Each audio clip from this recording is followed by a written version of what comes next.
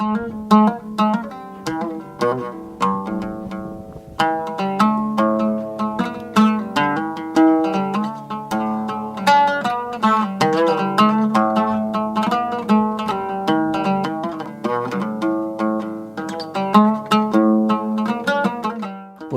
ميل تاجن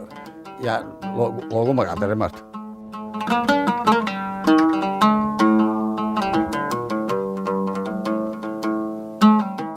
برعو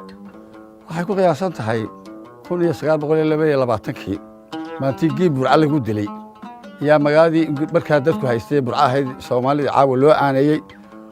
aanayay niman maartay hadalka madaxdii dilay markaa magaaladii haystay baa la gubay halka baasaska burco markaa uu ka dhisay yahay garoonka ciyaaraha burco yaa magaaladu ahayd dabadna Ingiriiska markii gaalkii halka lagu dilay 22 la dilay iyo qaado dabadna markaas magaaladii gubay wadadkeena markaas uu qaxayo kala yaacay markii dambe yaa dabadna Ingiriiska dabadna in Ingiriis siyaasiyiinta dadka la soo shacabka la soo dejiyo la soo celiyo halkan imika burca tahay ee masjaamacu yahay oo ay ah yaa markaa magaalo laga asaasay sidaas adeed magaalada dambe burca ay ku dhisantay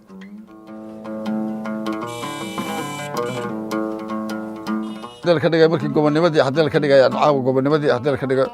Soomaaliya hadal ka dhigay halkan waxaynay oo gobonnimadii hadal ka dhigay marta yaa noogu daray hadal ka marta Ingiriiski hadal ka dhigay oo Ingiriiski aan waxna noo qabanin dalkeena caawina wax nooga tagay aan jirin dal qaawan oo abaar waxba aan ku naga qaban Ingiriiski nooga tagay oo dhibaato ah oo colaadii naga tagay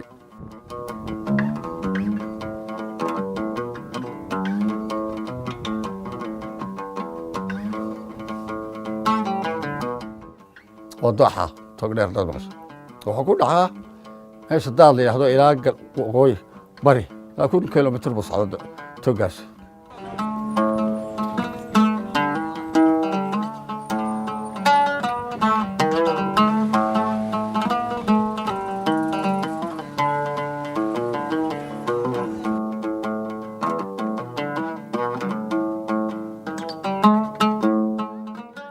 كل واحد الكعسين waxay ceelka xaaxi la yiraahdo xaaxi ku yaala yaa dadka biisa caba yaa ilku wada casaadan marka halkaas loo jeedo qofka ilka magarka ku leh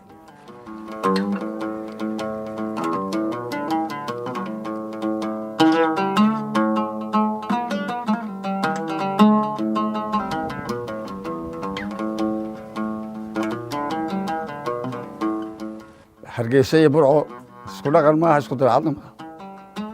halka laba dabeed way yani waxa laga yahay lahjadan ay ku hadlaan in qolaba isig oo hadasho yani asaasi marta arrin yihiin marta kuleelkan marta burco hadii la ka dhigayo marta kee hargeysa ama ganaha ku kuleeyeen oo ragi ama hadii la ka dhigayo xad ku garaysaa ragi siyaasiyiinta ama dagaalamay ama mustacmalkii soo maray reer burco ay geeb ninka dilay waan reer burco in cali nuur abukar baa loo jiray marka saasa kuleelkaas reer burco marta xagga dabeecadda ama marta ay dhaqan dadku leeyihiin marta marka burco hawlo badan bay soo martay aad iyo hawlo badan bay soo martay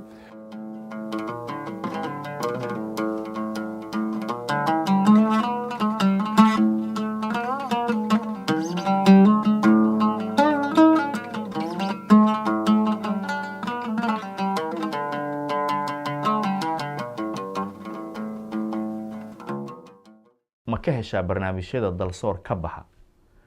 ma aaminsan tahay fikrada ay dalsoor ku salaysan tahay oo ah midnimo Soomaaliyeed isku filaansho iyo in la helo qaran awood leh oo Soomaaliyeed fadlan ka mid noqo taageerayaasha dalsoor adigoo bixinaya $5 ama $10 bishii waad mahadsantihiin